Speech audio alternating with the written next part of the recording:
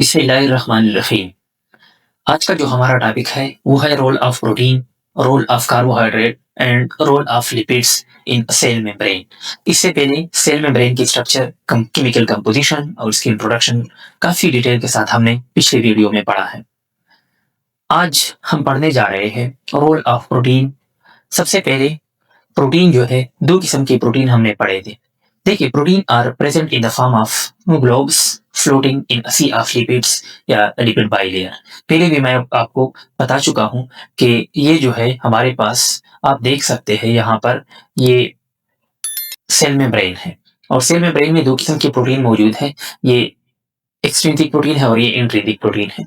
तो देखिए, यहाँ पर ये ग्लोब्स ऑफ प्रोटीन मौजूद है और ये जो ग्लोब्स ऑफ प्रोटीन है, ये यहाँ पर, ये मैं हाईलाइट करने जा रहा हूँ। ये देखिए, ये ग्लोब्स ऑफ प्रोटीन जो है ये एक्सट्रिंसिक प्रोटीन है और ये वाले जो है ये इंट्रिंसिक प्रोटीन है, यहाँ पर जो रेड कलर के शो किए गए हैं। इसके बाद जो है हम नीचे जाते हैं दोबारा प्रोटीन की तरफ। प्रोटीन जो है दो किस्म के मौजूद होते हैं, एक्सट्रिंसिक और इंट्रिंसिक प्रोटीन। एक्सट्रिंसिक प्रोटीन कौन से होते हैं? जो कि मेम्ब्रेन के एक साइड पे मौजूद होते हैं, present on one side of the membrane, और जो extend completely through the double layer of the lipid from one side to other. तो ऐसी प्रोटीन को हम क्या बोलते हैं? ये जो दोनों साइड्स पे एक्सटेंड हुए होते हैं, इन प्रोटीन्स को इंट्रिंसिक प्रोटीन बोला जाता है। अच्छा, इसके बाद जो है हमारा ये एक्सट्रिंसिक प्रोटीन का क्या रोल है और इंट्रिंसिक प्रोटीन का क्या रोल है? ये चूंकि बाहर की तरफ पड़े होते हैं, तो ये रिसेप्टर के तौर पर काम करते हैं और बाहर से आने वाली स्टिमुलाई को रिसीव करते हैं और सेल को रिस्पॉन्ड के लिए इन्फॉर्म करती हैं। ये वाले प्रोटीन जो होते हैं आल्सो कॉल्ड, पहले भी मैंने पिछले वीडियो में मैंने बताया कि intrinsic protein are also called permeases. इसको परमिएजेस प्रोटीन भी बोला जाता है। क्यों? क्योंकि ये रेगुलेट करता है डिफ्यूजन, ऑस्मोसिस और एक्टिव ट्रांसपोर्ट ऑफ आयंस वगैरह, इन चीजों का ये ट्रांसपोर्ट करता है। इस वजह से इसे परमिएजेस प्रोटीन भी बोला जाता है। एक इंपॉर्टेंट पॉइंट ध्यान में रखिए, मेम्ब्रेन प्रोटीन जो होते हैं ये सेल मेम्ब्रेन को सेलेक्टिवली परमिएबल बनाती है। सेलेक्टिवली परमिएबल का क्या मतलब है? यानी परमिएबल, ऐसे परमिएबल, ये सेल मेम्ब्रेन तब से परमिएबल हो जाती है, प्रोटीन तब बनाती है जब सेल को किसी चीज की जरूरत होती है। फॉर एग्जाम्पल, सेल के बाहर काफी सारे ग्लूकोज मौजूद है, लेकिन सेल को जरूरत नहीं है तो ये अंदर नहीं आएंगे। लेकिन अगर बाहर एक ग्लूकोज मॉलिक्यूल भी मौजूद है और सेल को जरूरत है, सेल के अंदर चाहे ज्यादा भी हो, सेल को जरूरत है, तो ये प्रोटीन इनको अलाउ कर देता है और आगे अंदर आने दे देता है। तो this is called selectively permeable. तो सेल मेम्ब्रेन प्रोटीन जो है ये सेल मेम्ब्रेन को सेलेक्टिवली परमिएबल बनाती है। याद रखिए, एमसीक्यूज मौजूद है कि which one of the following is responsible to make cell membrane selectively permeable? Protein या लिपिड्स या कार्बोहाइड्रेट? तो सेलेक्टिवली परमिएबल जो है वो मेम्ब्रेन प्रोटीन बनाती है। और एक और पॉइंट आगे आ रहा है कि लिपिड जो है वो सेल मेम्ब्रेन को डिफरेंशियली परमिएबल, आगे समझाता हूं कि कैसे डिफरेंशियली परमिएबल बनाता है। दूसरा रोल जो है वो है रोल ऑफ लिपिड्स। लिपिड जो है ये मेनली दो लेयर में मौजूद होते हैं और लिपिड बाई लेयर बनाता है। तो इस वजह से हम कहते हैं कि फॉर्म मेन फ्रेम, यानी स्केलेटन ऑफ द मेम्ब्रेन। ये मेम्ब्रेन का मेन स्केलेटन बनाता है।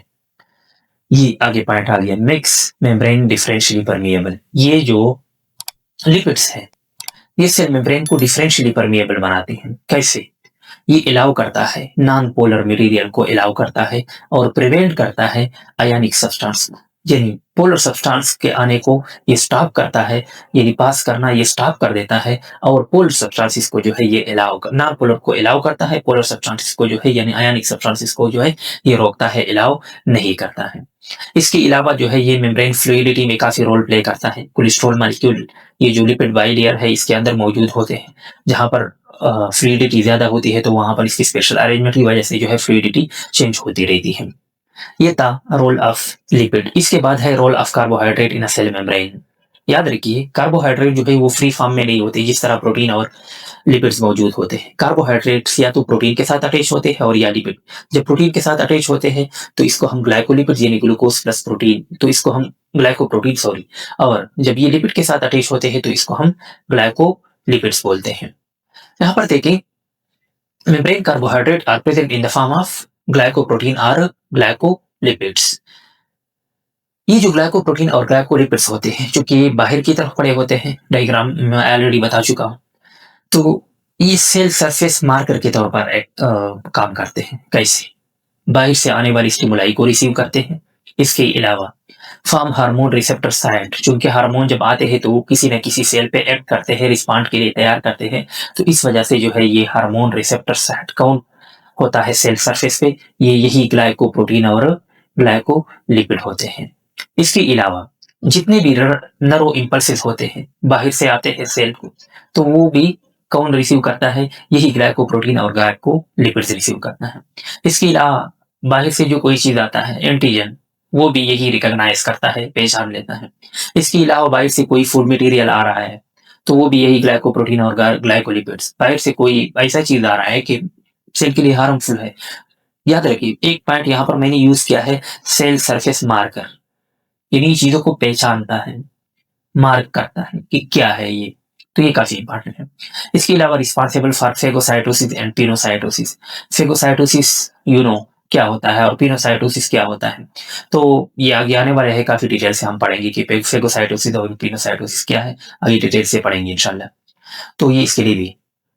अब सेल मेम्ब्रेन का क्या रोल है, ये तो सेल मेम्ब्रेन के अंदर मौजूद प्रोटीन, कार्बोहाइड्रेट्स और लिपिड्स का रोल हमने पढ़ा है। ओवरऑल सेल मेम्ब्रेन या प्लाज्मा मेम्ब्रेन का फंक्शन क्या है।